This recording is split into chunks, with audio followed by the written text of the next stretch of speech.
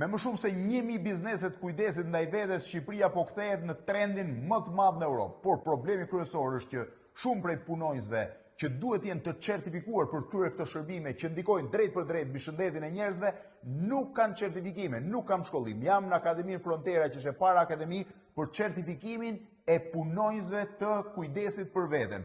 Dorina, sa kohë ka që është hapur akademia? Që në nëntor kemi bërë inaugurimin, paktën 2 muaj e gjysmë. Sa kohë duhet bëj kurs një person për të punuar në një qendër estetike? Masterclasset janë nga 1 ditë, 5 ditë, 3 dhe 6 dhe 9 muaj, 2 vjeçare shkollë për estetistët dhe 4 2 vjeçare shkolla për estetistët. 2 vjeçare dhe çfarë mësojnë në 2 vjet?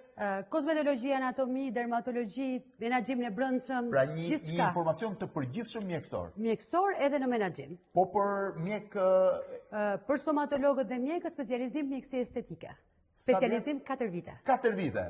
Pra nga 3 muaj. Si çdo specializim tjetër. Si çdo specializim, nga 3 muaj, 6 muaj, 9 muaj, 2 vjet shkolla profesionale, 4 vjet specializimi për mjek estet. Imagjino tani ne i përdorim me parukierët e lagjes që hapin YouTube-in dhe shohin si funksionojnë pajisjet. Me këtë certifikat ti punon në Shqipëri në bazë standardeve të shtetit shqiptar? Punon, si akredituar nga Shqipëria edhe në Europë, në Itali dhe në Gjermani që ne kemi bërë me partnerët tanë. Certifikata vlen dhe për... Mund të marrë 2 certifikata, me të njëjtën pagesë merr 2 certifikata. Nëse ati duhet të punojë në tregun evropian, ne mund ta pajisim dhe me një certifikat pas një pagesë shtesë. Dhe janë të trajnuar për të përdorur çdo lloj pajisje? Patjetër, duke qenë se të gjitha llojet e pajisjeve që ne kemi këtu janë edhe në botë, praktikisht ati duhet vetëm certifikimi të jetë edhe në pjesën e Europës.